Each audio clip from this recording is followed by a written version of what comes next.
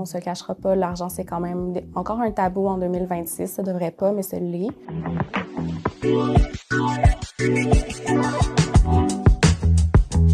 Quel est l'impact des dettes sur la santé mentale?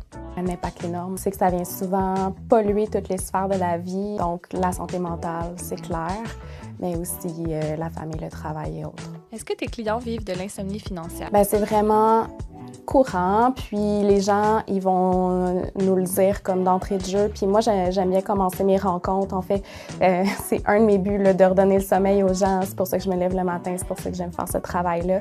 Puis, tu sais, quand je le communique, clairement, la majorité des gens sont comme « Ah oui, c'est vraiment ça que je veux ». Est-ce que la honte empêche de demander de l'aide?